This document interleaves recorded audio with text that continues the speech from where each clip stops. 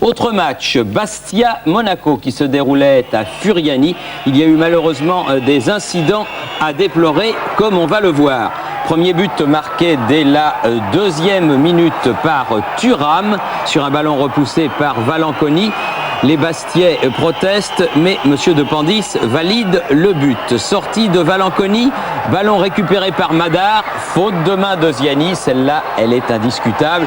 Et M. Dependis ne peut que siffler penalty. Regardez-moi ça.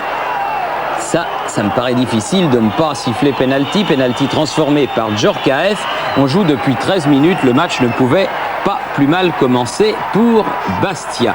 Les joueurs corses vont se créer des occasions comme ici, mais en position de hors-jeu, signalé par le juge de touche. Et là, les mauvaises habitudes vont reprendre le dessus, malgré les grillages, malgré la pression. Certains supporters font ce qu'il ne faut pas faire, enjamber le grillage et descendre sur le terrain. Les incidents vont commencer. À la 44e minute, M. Dependis va arrêter le match pendant un quart d'heure. Moracchini, coupable d'un vilain coup de tête sur Dimeco. Il lui a fracturé le nez, ça va sûrement lui coûter très cher. De même qu'à Bastia, qui était d'y reste sur le coup d'un sursis. 20 minutes après, on revient, puis la mi-temps. Et un autre Bastia revient sur le terrain. 65e minute, Casanova, le capitaine, en bon capitaine, redonne l'espoir. C'est mieux de voir Bastia comme ça que comme on l'avait vu précédemment. D'autant que 5 minutes plus tard, Rodriguez égalise. On se demande ce que tous ces gens font sur le terrain, mais enfin, la commission de discipline statuera. Paris Saint-Germain. Furiani plein à craquer pour ce Bastia-Monaco de mal classé. C'est dire l'importance de cette rencontre qui commence bien mal pour les Bleus. 3e minute, corner tiré par Djorkaeff. Thuram reprend 1-0 pour Monaco. Colère des Bastiais qui réclame une main monégasque. À partir de cet instant, Antoine Dependis, l'homme en noir, va devenir la vedette involontaire de cette soirée en sifflant un penalty pour une main involontaire de Ziani. Djorkaeff marque. La pression monte d'un cran à Furiani. 15e minute, Bastia rate une occasion de revenir au score. Drobniak bien servi par Ziani. Tire au-dessus. 31e minute, ça chauffe dans le camp bastiais. Djorkaeff tire sur le poteau. 43e minute, Bastia pousse. Rodriguez est coché dans la surface. L'arbitre laisse l'avantage. Drobniak marque, mais le but est refusé pour un hors-jeu. La rencontre sera interrompue. L'arbitre quitte le terrain. Il veut siffler penalty. Il a joué l'action, après il signale hors-jeu. On profite rien. Il y a penalty ou but. C'est lui. Il sait qu'il y a beaucoup de pression sur le terrain. Bien sûr, mais c'est normal. C'est comme ça. Après une interruption de 20 minutes suite à l'entrée de quelques excités sur le terrain, le jeu reprend avec un Bastia résolu à jouer son va-tout en deuxième mi-temps. 66e minute, centre de Santini, tête de Casanova. 2-1, Bastia revient au score. Un beau geste technique du capitaine Bastiais. 70e minute, superbe action de Morlaix Souma qui embarque toute la défense monégasque. Il a vu Rodriguez démarquer, le ballon est renvoyé pour le poteau. 72e minute, Morlaix Souma remet ça, il donne une balle en or à Rodriguez. Cette fois ça passe, Bastia égalise. Le petit avant guinéen a explosé hier à Furiani. J'avais dit aux joueurs qu'on n'avait plus rien à perdre. Perdre pour perdre, il fallait reconquérir le public, c'est ce qu'ils ont fait. Il est dommage qu'on n'ait pas marqué ce troisième but parce que ça aurait été fabuleux. Score final, 2 buts partout. Bastia sauve l'essentiel en terminant les matchs allés à 21 points. L'ordre de marche pour le maintien en D1 est respecté.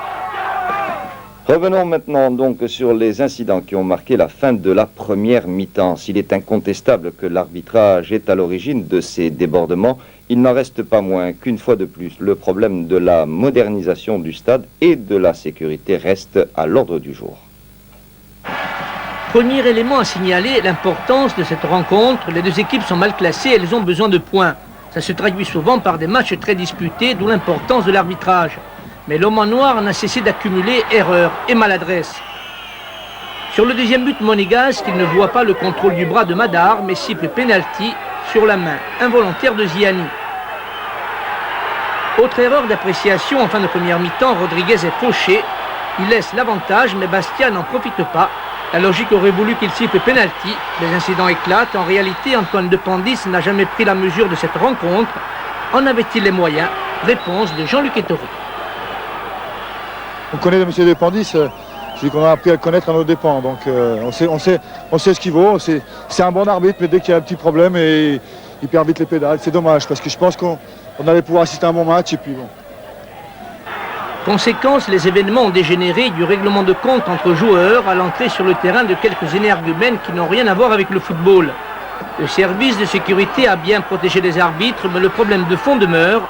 8000 personnes dans un stade qui n'est plus adapté aux rencontres de haut niveau.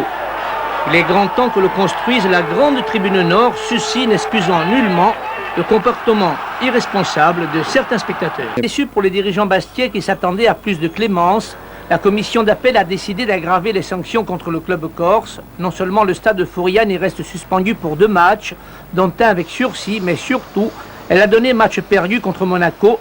Et voilà Bastia doublement sanctionné par ce deuxième jugement qui provoque sur place colère et stupéfaction.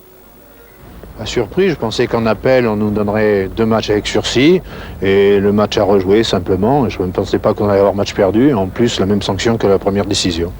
Les supporters, ils ont tous cru jusqu'à aujourd'hui avec l'appel qu'on a fait.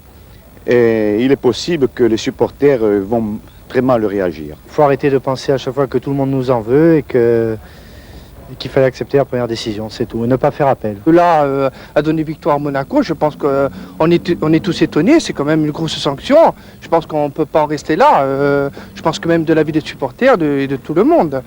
Parce qu'il ne faut pas oublier que Bastia quand même a un enjeu énorme cette année, c'est de rester en Ligue 1. Une sanction très mal ressentie par le président et les joueurs qui ne comprennent pas pourquoi la commission de discipline a sanctionné Bastia et pas les stades des autres clubs où se déroulent des incidents. Reste aussi à savoir quelle sera l'attitude du président Nicolas.